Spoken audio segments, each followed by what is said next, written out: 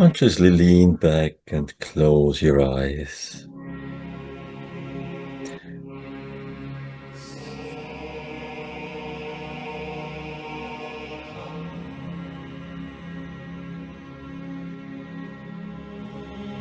And be fully aware with your conscious breath.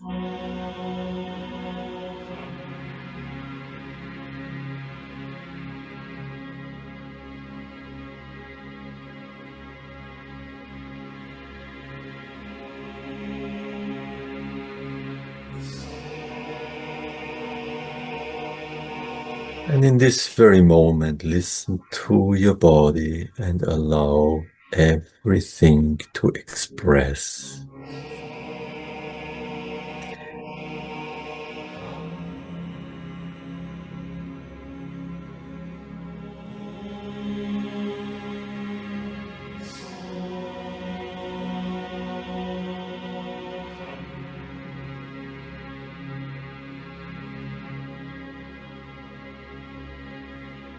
And without any judgment, just observe everything what is there is your document.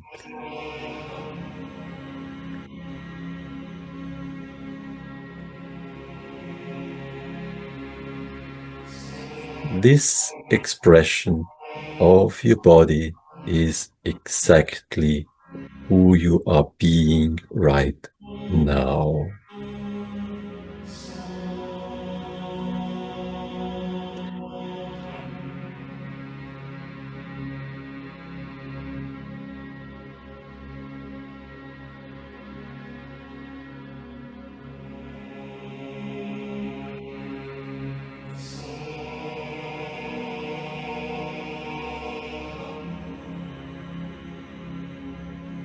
And I invite you to breathe in loving kindness, forgiveness, gratitude,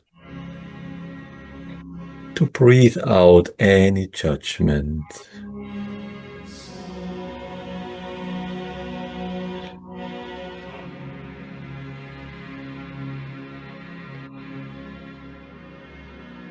And with this next conscious inhale, look out for the next piece of your body's desire and to allow a little bit more of that what your body speaks.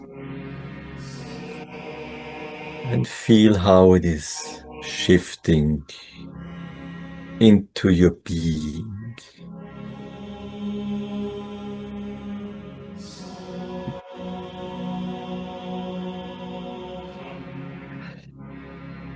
And I invite you to take a conscious, deep inhale.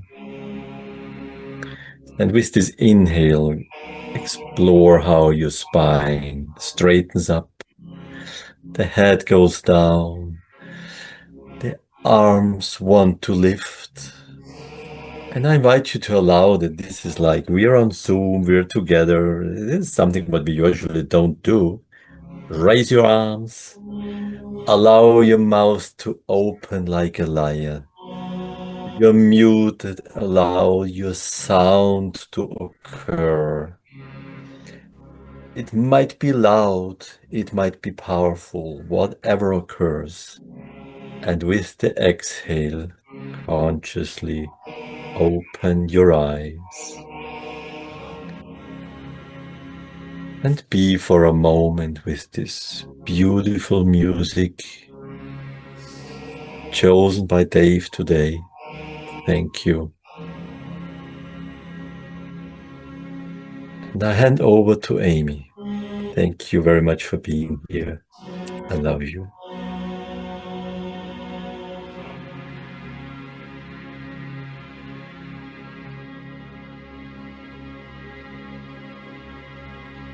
Such peaceful music.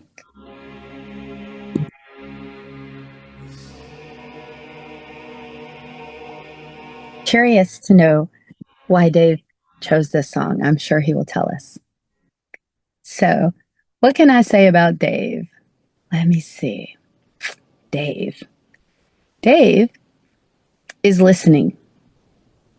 Dave is heart. Dave is love. When you are in his presence, you feel him. You know that he is with you. Like he is his presence. And when you're talking, you know that he is listening. It's like he's just honed in. There's nothing else in the world but your voice. And everything that you say, he is completely taking it in. He is listening. He is presence and he is love. He's my friend. He's my colleague. He's Dave. And I adore him. And I'm so looking forward to what he has to tell us about being and about document creation and how we create who we are in every moment. And so I'm just going to turn it over to Dave now.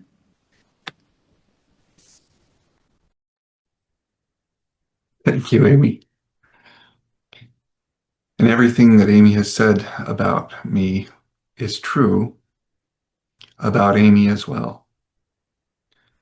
You see, it occurs to me like we cannot appreciate, acknowledge, or love that which is in another person without having those same characteristics in ourselves. The song Om Soham is, as I understand it, a Sanskrit chant that means I am that. And that being that which cannot be named, that which is divine, that which we refer to as love, and yet is really the source of our beings, the source of the beingness within each of us, the source of consciousness, mind, and thought, the source of all that is. And so that was why I chose that song. It's also a song, there's a secondary reason for that song. It's a song that I love to breathe to. It doesn't follow any particular breathing pattern. In fact, sometimes I have to hold my exhale for a long time to breathe in tune with the song. But it's very easy for me to consciously breathe as I follow that beautiful music. Om So Hum. I am that. Thank you for this beautiful opportunity to share with you what I am discovering now about document creation, about impressing and embodying and becoming the fulfillment of my document in the here and now, instead of waiting for some future time when the document when I will finally arrive at where the document is living through me, as opposed to something that I keep trying to approach. And I wanted to start by sharing with you. You may be aware that one of the first steps of document creation is the process of compassionate, radical self-forgiveness. And I wanted to share with you this. So I have, in my business career, before I really went into coaching, I've traveled to China many times. And on my last trip to China, I bought 15 of these scrolls. By the time I'd done my last trip to China, I had met with Steve Hardison, and I had been through the process of the beginnings of my document creation. It was a singular statement, declaration that we created in my first Be With session with Steve Hardison. And the reason I want to share this scroll with you is because I'd like you to consider that self-forgiveness takes you from the cluttered space of judgments of the default I am and brings you to a state of this. In the landmark forum, they call this state nothing, no thing. In the space that we are in here, I will call it being clear, clear of those judgments that have impeded us before, clear of the judgments of others or of life or of the universe, of God, if you are a believer, of the universe if you're not. That things are a certain way and can be no other way. Because you see that as we forgive ourselves, we forgive everyone else. We forgive history. I am partially of German heritage. Part of self-forgiveness was forgiving the the time that my relatives participated in World War II. It was also, I lived in Russia and got to learn to love the Russian people for a few years. And I had to forgive myself of the judgments I had against the Soviet history. And I didn't have to. That is what occurred. I mean, I want to be precise with my language here.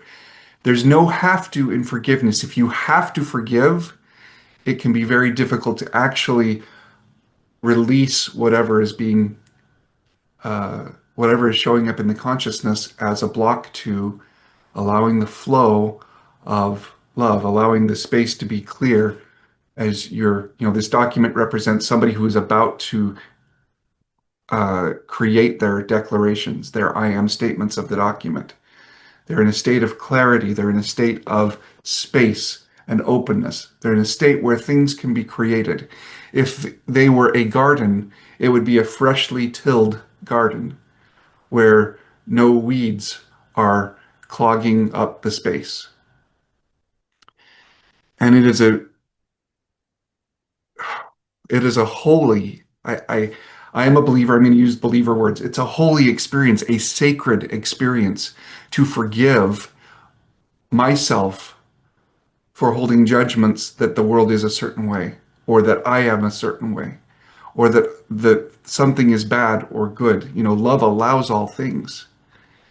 Forgiveness of the self is an enormous discovery of love and lovingness for the self. Today, in my reading of a book that Steve Larson recommended to me, it's called The Way of Mastery. I'd like to read to you just one little section here. And I'd like you to listen to this as though, from the perspective of forgiveness of self, from the perspective of creation of self. Indeed, beloved friends, love does wait upon your welcome.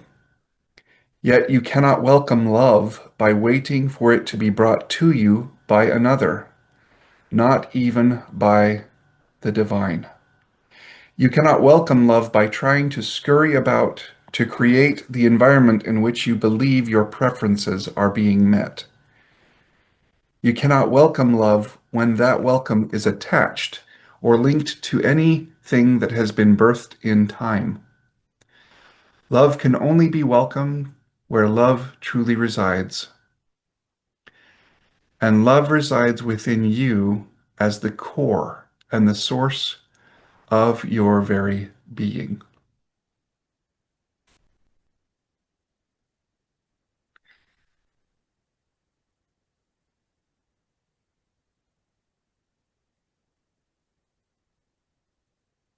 As I don't know what I'm going to say to you today. My intention, my desire is to be a conduit such that love can speak with you, or through me with you, not through me to you, but acknowledging that I am love, that you are that, and that we are that.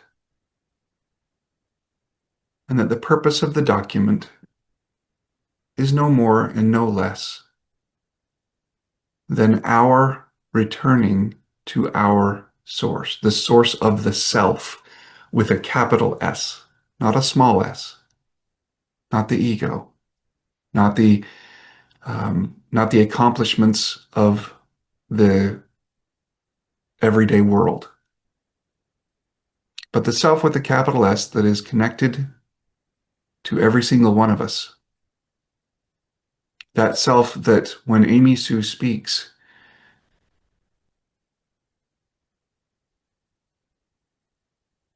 she radiates the love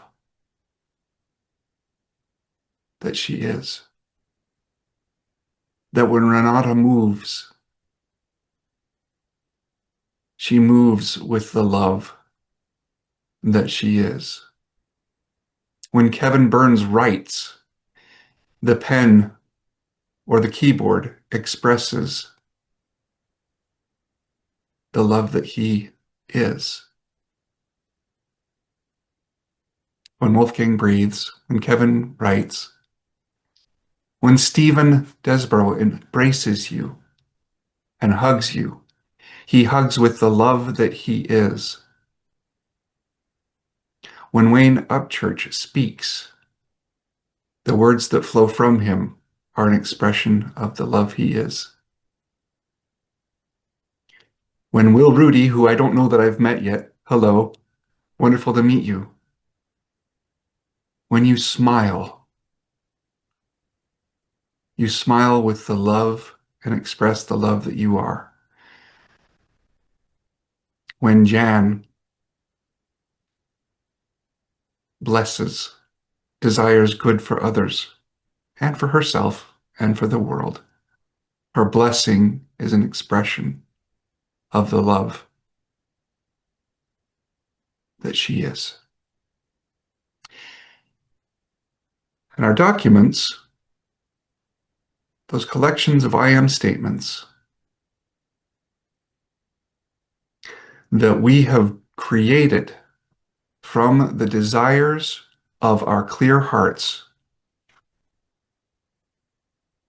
are the possibility of our being that love in every breath, in every step, in every word. And we're allowed to be human, so sometimes it's not every, I was listening to Amy talking about how I am present. I'm like, yeah, I am, except when I'm not. And we're allowed to have times and to be human. We're allowed to take care of ourselves. We're allowed to take naps if that's what is required for our well-being. So with that self-forgiveness is a continuing grace that we bring to every recreation of our document, every recitation of our document, such that as we declare it newly, we have grace for ourselves for those moments when we have been otherwise, when we have been something other than the declarations that we declared ourselves to be. When that legacy stuff has come back, when the scroll was a little bit cluttered with other words for a little bit. And that grace is a continuing eraser that allows us to keep the document alive within us.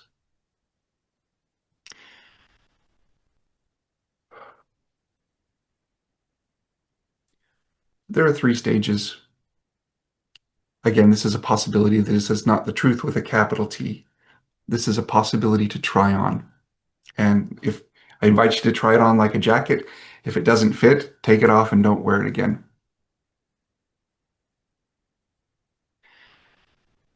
The first stage of, and here's what we're going to say, you've gone through the document creation process. You've created your I am statements. You've refined those statements. You've committed those statements to memory. You share them with people. Doesn't even have to be people you know. When you meet someone and who says, "Who are you?" you have the opportunity to say, "Would you like to know my name, my designation that was granted me by my parents, by which I am known on the records of the state? Or would you like to know who I really am?" Because those 2 things are different. Or whatever version of that is a true expression of your beingness.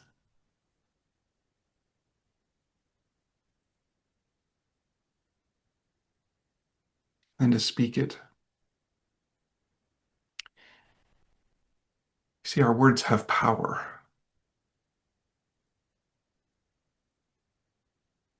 And inasmuch as we honor our word, clean up where our word is out,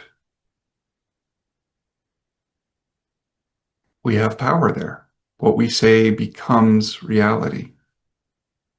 I had a meeting last week with a man named Spencer Lee, who I met at the Ultimate Experience in Arizona last year. And he had previously had to reschedule. And we had our meeting. It was lovely. It was wonderful to be with him. And at the end, he said, "I apologize for flaking out on you earlier." I said, "Hold on a second. You didn't flake out on me. Flaking out means that you just don't show up or you contact me afterwards and say, 'Sorry, I just blew off our meeting.' You honored your word. You reached out to me beforehand and you said something's come up. Can we reschedule?" There's no loss of power there. It's not flaking out. That's responding to what is so. And it is maintaining the power of your word. The power of your word is also extended and expanded by doing what you say you'll do, when you say you'll do it, in the manner that you know it should be done. And there's, again, space for grace here. My morning routine is I read several books every morning, not all of the book, but portions of the book every morning to open my soul to inspiration, to open my mind to the nudge. And sometimes when I read those books, I feel inspiration flowing through me. It feels like peace. It feels like light is shining on my soul. It feels like joy.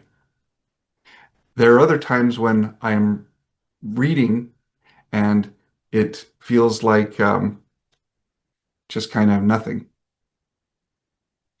I recognize that those, it can be physical factors. There are 10,000 possible reasons why that is, and it doesn't really matter. What does matter is that I'm doing what I said I would do when I said I would do it to the best of my ability. And then I have grace for myself for the rest of it. So with this power in our word, when I declare my document to myself in the morning and in the evening, and whenever I need it,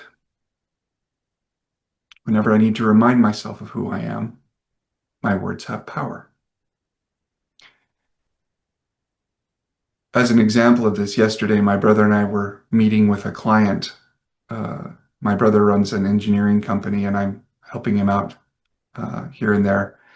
We met with a client who had been relatively upset with the performance that we had done so far, the work product we'd provided. We were not in alignment from his perspective. So we met with him. Before we met with him, I was sitting in my car and I spoke my document to myself because I was worried. I had fear, right? One of my favorite sayings is that mastery is complete and total fearlessness. Doesn't mean perfection, but it means that you take on things with no fear. And so to get myself to that fearless place, that loving place, I go to my document. I am endowed with godly vision by the Spirit of all creation. I am Source, the universe, infinite intelligence, eternal energy, and made of love. I am compassionate, self-forgiveness, peaceful, free, and connected. I am appreciating, cultivating, and growing my gifts, skills, talents, and I bless the world. I am Christ-loving light. I am blessed, assisted, and supported by angels, allies, and friends, and I bless the self we are. I am savoring my creations in every moment. I am that my heart is filled with generosity, my mind is filled with peace, and my account is filled with $12,000 a month. I am honoring my word, and my word has become law in the universe. I am acting immediately on the nudge, and spirit authorizes my actions. I am that no one is worthy of my condemnation, and everyone is worthy of my love. Love is, I am that. And that takes only a minute or so when I am saying it to myself in my car or in the bathroom or wherever it is that I choose to center myself. So it's kind of using the document as a tool, right? You can see that I'm trying to bring it into where it is an expression of who I am, trying to embody it, and I'm using it as a tool at the same time to elevate my way of being when I'm feeling disempowered for some reason, right? The last stage of the document is, it goes from memorizing it to using it as a tool to embodying it. And by embodying it, I mean no more and no less than being my document. In the movie The Matrix, when Neo meets the Oracle, she says to him, being the one, but we'll just drop the one and say being is like being in love. You just know that you are. Top of the head to the bottom of the toes. The entire body knows it. No one else can tell you that.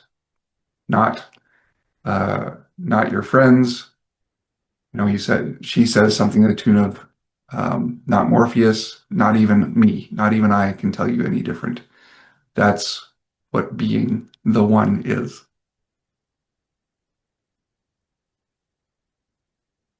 And I wanted to share with you a couple of ideas in this phase of the document, of embodying the document. And this most recent one came from the writings of a man named Neville Goddard. And it is, if you're okay, I'd like to actually workshop with a few of you and take statements from your document. And by all volunteer, I'm not going to ask anybody to do something they don't want to do. But we're going to walk through this process with you. And the process is three simple steps. The first step is have your document, have a definite intention that you wish to embody. The second step is to create an imaginary scenario, a scenario that you can replay in your imagination, your powerful imagination, that implies or confirms that you are the statement in your document. And it's not it's not the fulfillment of the statement right then. It's something that is after. So when you have been being your document, a natural outliving of this way of being, that's the scenario that you are looking to create. So for example, I act immediately on the nudge and spirit authorizes my actions. That's what statement I'll pick right there. Downstream from that, I can see where I can imagine a space where I'm sitting and speaking with someone that I felt the nudge to reach out to. And I feel my heart burning. I feel my soul alive as they are sharing with me and I am sharing with them that which love would have us speak to each other. And it's a simple being with. And what does that imply? It implies that I had a nudge to reach out to somebody, and I did, and this is where we got to. So that's an example. And then the last step, the third step here, is that when you do your meditation, when you do your sitting practice, or just before you go to sleep, as you're drifting into that space where you're not quite asleep, but where the mind is beginning to drift and be relaxed, where the body is relaxed and the mind is The body is beginning to be asleep, but the mind is still awake.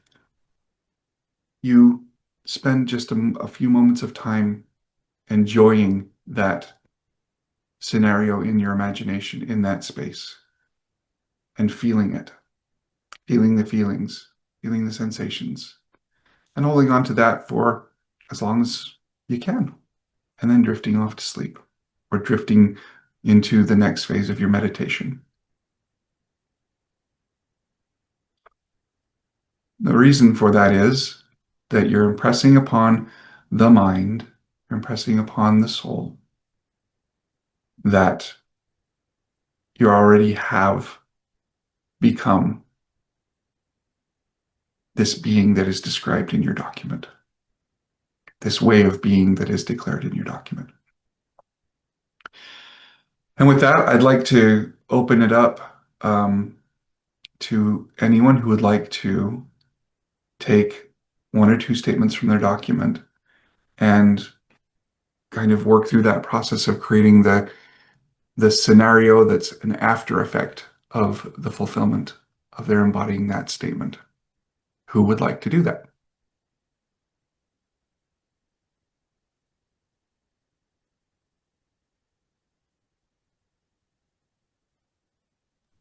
I'll do it. Okay, Amy Sue, thank you very much. What's the statement you would like to work with? Give me 1 second. I guess I gotta pull up my document again. I do not have it memorized. How about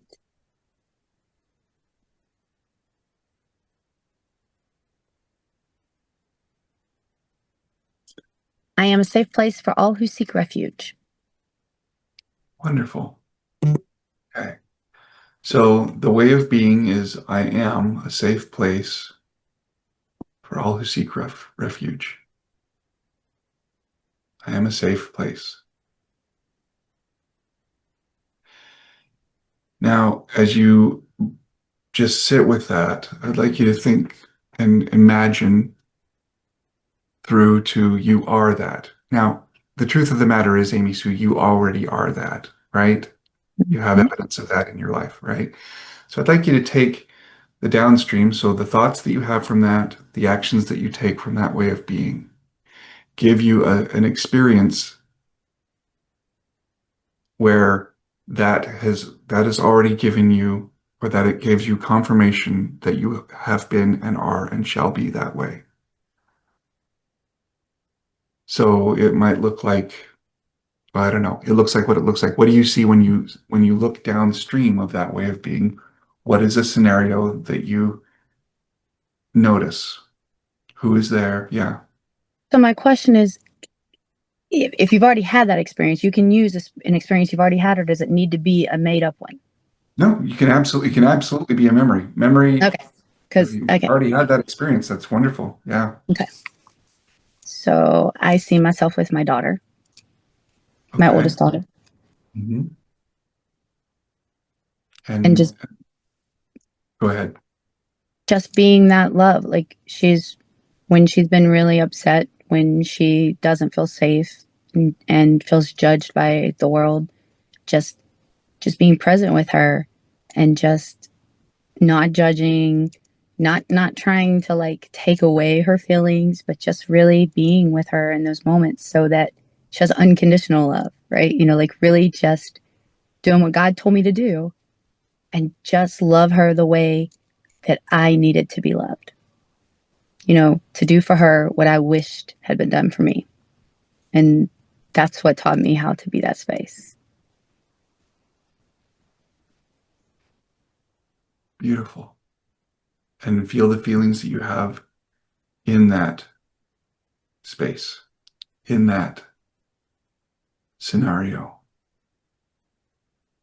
And let those feelings wash over you and through you.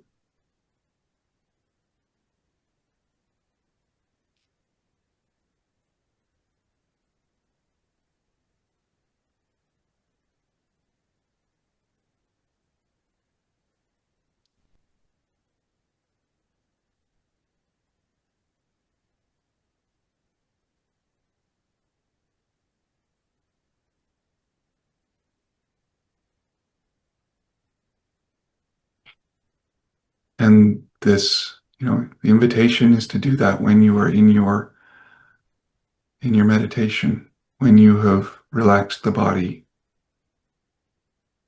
and the mind is able to impress upon the body that way of being through those memories, through those feelings, through the chemical processes that scenario, that memory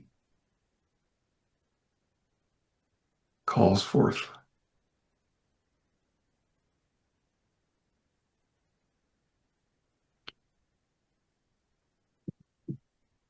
A bit overwhelming.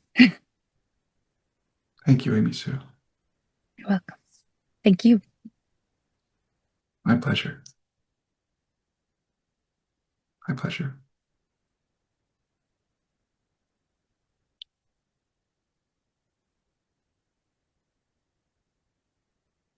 Is there anybody else that would like to walk through this with me?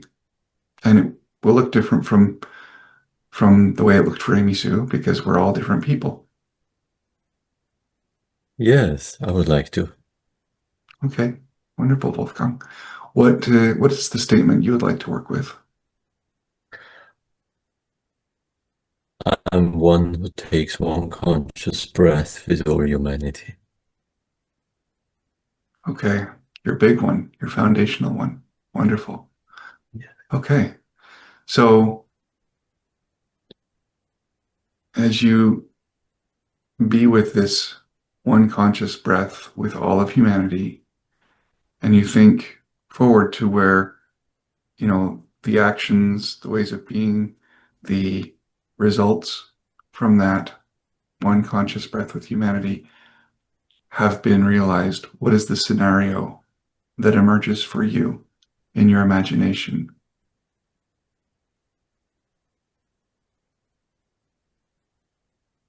Actually, thank you, Amy, going through you, but it occurred for me.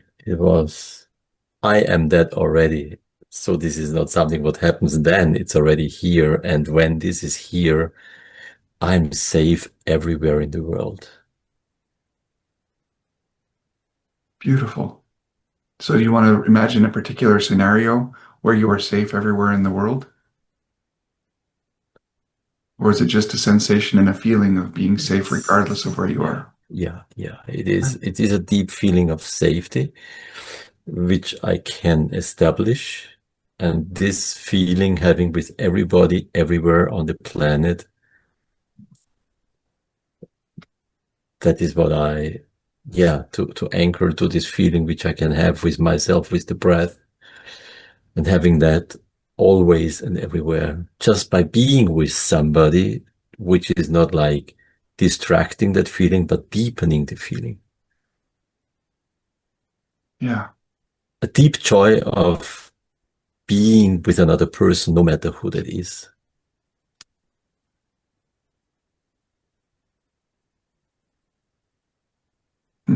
It's beautiful, Wolfgang. Yeah, and I'm getting a nudge to read another paragraph to you from The Way of Mastery because of how beautiful that was. So here we go.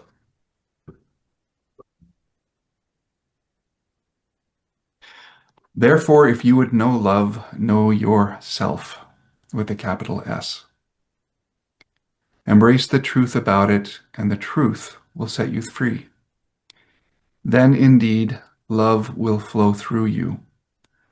Like the great sunlight that comes to nurture this beloved earth, the love that flows through you will be unimpeded. It will not meet an obstacle. You will look upon whomever is in front of you, and you will know that they are sent unto you of the Father.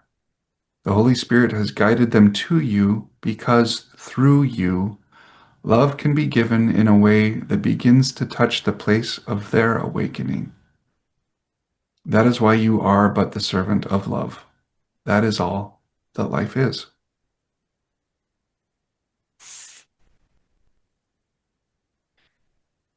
So when you feel that feeling of complete and total safety, regardless of who you are with or where you are,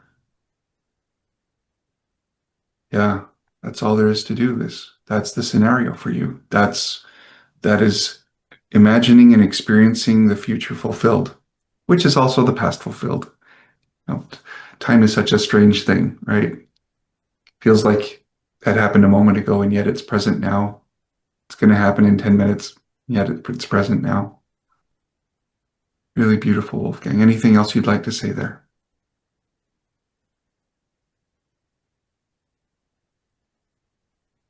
Well, I have a feeling it really anchored deeper in my being through expressing and sharing that, and by asking the question, or you reading these lines or out of the Way of Mastery, something deepened.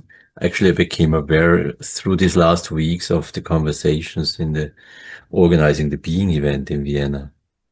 Not having any attachment about the outcome creates no pressure and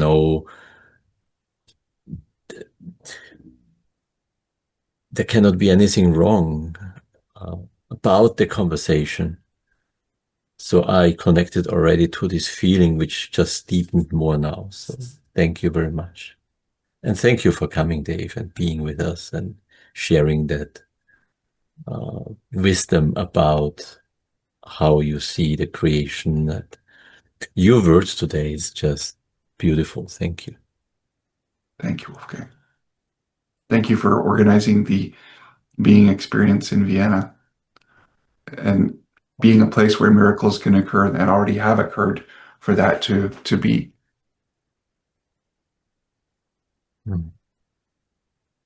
All right. I think I'd like to take one more person through if anybody else is willing.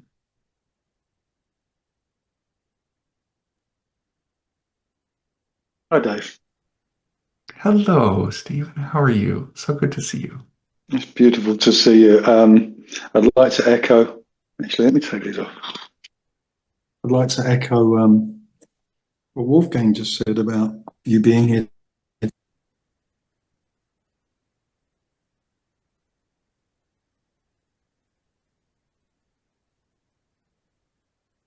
Sorry, was you able to hear me then? I wasn't sure. Oh, sorry. So I just wanted to echo, thank you so much for being here, for what Wolfgang just said, just echoing on that. Spending time with you and anyone in the community is always a very special time. So thank you. I loved how you went earlier through people, and in that moment, I was clearing up the leaves in my garden, and that wasn't on the video. But you said about, Wolfgang for his breath, and someone for their writing, and Steve for their hugging, and it just went through me, and I just really thought, Dave remembers that. I love hugging and how much it is to me, and it really meant something to me. So, again, thank you for you. The line from my document, and as you were sharing this earlier, and we were listening to Amy Sue and to Wolfgang, different lines were popping into my mind, and they kind of each had a relevance or a connotation. I think what comes to my mind is my commitment to loving me is unflinching and the most important thing in my life.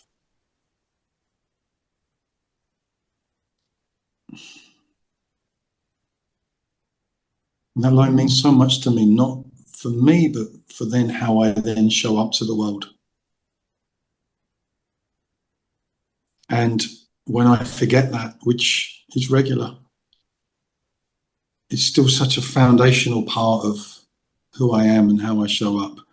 So the surface is I forget that and I get caught up in the noise, and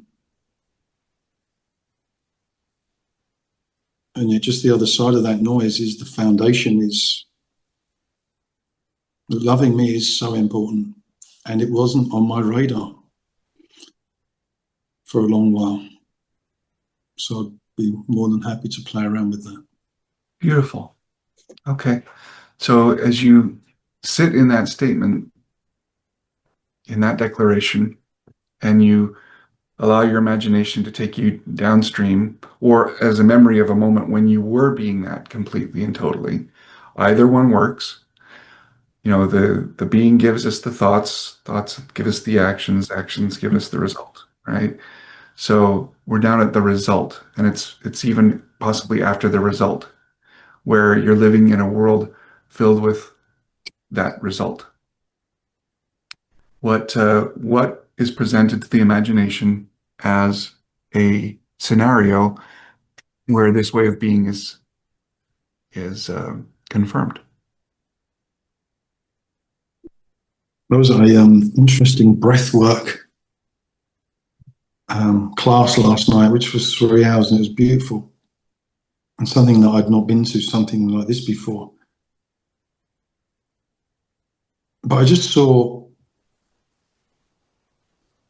in who I was being there was just as a mirror, as my commitment to loving me as unflinching, and the most important thing in my life was being a mirror to that to others. And it kind of opens up such a sense of peace.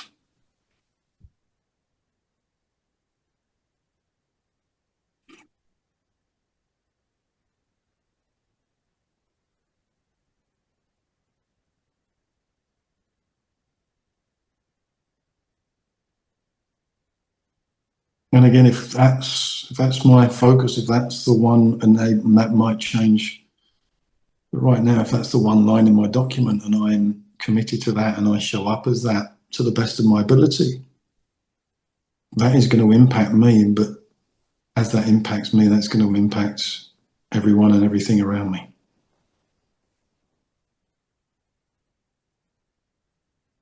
So I think my answer may be slightly different than what you asked, or maybe from the others, but I hope that you can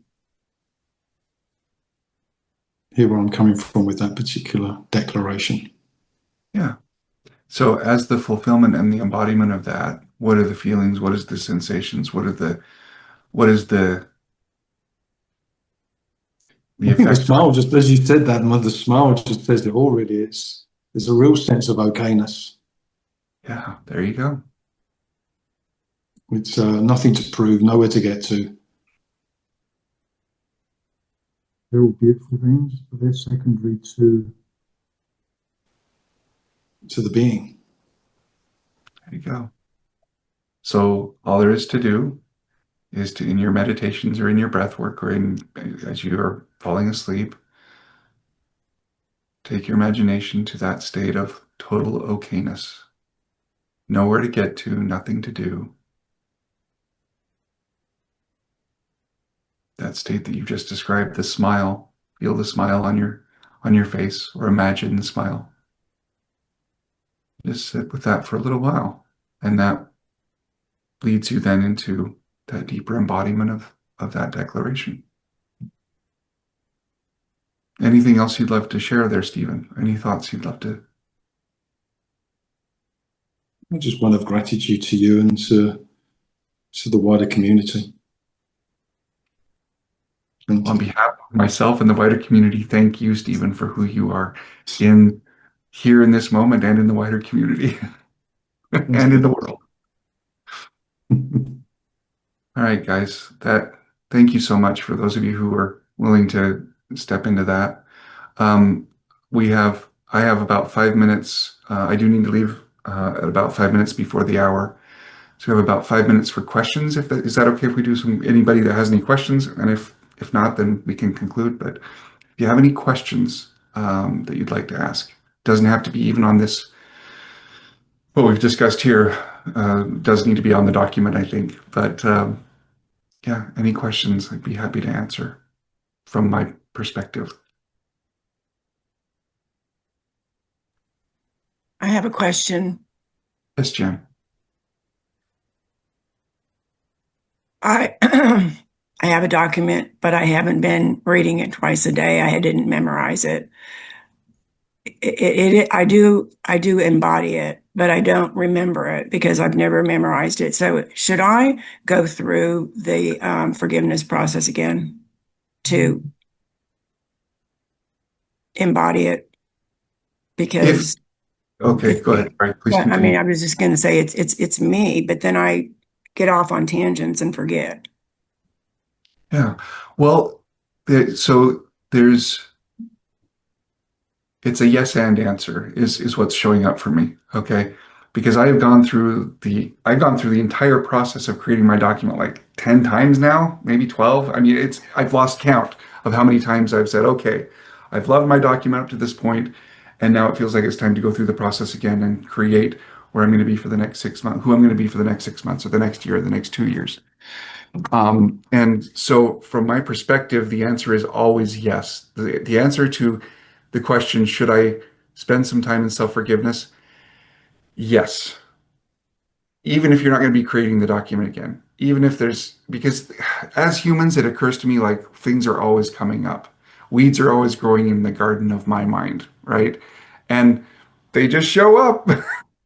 So it always occurs to me as a powerful practice to this continued compassionate self-forgiveness. I mean, I even have it in my document. I don't know if you heard it. One of my statements is I am compassionate self-forgiveness, peaceful, free, and connected.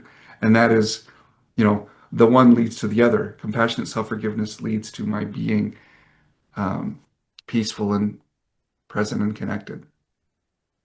And if you're already embodying what the document is, uh, you can choose to go through the process again and figure out what's next, or what you'd like to refine, or if you'd like to have a slightly different flavor of a declaration to, your soul. I think you said that your document is your compass. Yeah. What a Maybe. fantastic way to Yeah. describe it. And if you want to slightly shift the destination that you are going to with this compass leading you in your life, I mean, you can shift the compass slightly to take you to, a different destination. I I like don't know. that. I like that thought. That's where I'm at. Maybe it's time for me because I'm changing. I'm becoming different. Yeah. Yeah. Beautiful, Jen. Thank you for being here, Dave. My pleasure, truly. I would like to say something what Wayne wrote today, reminding about the document conversation. And he wrote, don't wait for the recording. Be here for asking your question. I feel there is something about being here which is different than just listening to the recording afterwards. So there is a difference. It's not about listening to that and the recording. It's about being here, which is a commitment, which is shifting mountains, moving obstacles. So thank you for I just had a feeling every one of us got something here who was here. What is about everyone here and not listening afterwards. So thank you for that. And I really think please invite people to come here because it makes a difference. Even when you don't ask a question, it makes a difference to be here or to listen to the recording. Well, from my side, thank you for being here, Dave. Thank you everyone for coming to this conversation, which is like a continuous conversation to hold the document and the creation and actually to hold it alive, that it's never finished and that it's not about to be finished. Actually, the compass, the direction is always shifting, and to take this opportunity consistently in the group with like-minded people, with people like you, Dave, who went through it since 12 times. That's just a powerful being and experience. Thank you very much. And I give it back to Amy to wrap it up today. Thank you, Dave, for being here, and for all your beautiful, beautiful nuggets. There was so much in what you shared today. I took quite a few notes. Did you know I'm the note taker, right? I got lots of notes, but I really, really liked just the whole theme. To me is just being our document, right? Like it's a never-ending process because we are the document. Your document is not a piece of paper. Your document is who you are, and we're constantly evolving and we're constantly growing. We are love, and love is expansive. So we're going to move. We're going to be ever ever changing, right? So the document isn't something that ever stops. Even if you never write another thing down, you're still being the document, and the document is living. It's living through you. I think of like the word, right? Like, if you take the Bible, to me, the Bible is a living word. It is not stagnant because it has the spirit with it. And when you read the word with spirit, it becomes alive and you get what you need in the moment. It is present, it is active, it is actionable, it is applicable at any time frame. When you open up the word with the spirit, then it comes alive. And so when I have my document with my spirit, it is alive, right? My spirit makes this document living, right? And that's really what I got from it, is that it's about just really allowing myself to be my document, and to know that that is who I am, and that it's okay to accept that and to embody that, because there's so many things in the world that are counter to that. And there's so many voices, even in my own head, that will say, is that really who you are? Are you sure about that? But the reality is, this is me. This is my spirit, right? My document, not this, but my document is my spirit. Your document is your spirit. It is what is alive in you. It is what you are here to bring forth. It is the way that you are animating God, right? There's so many things you could say, but just thank you for that reminder. And that was my takeaway from it. I don't know what everybody else's was, but I wanted to share mine.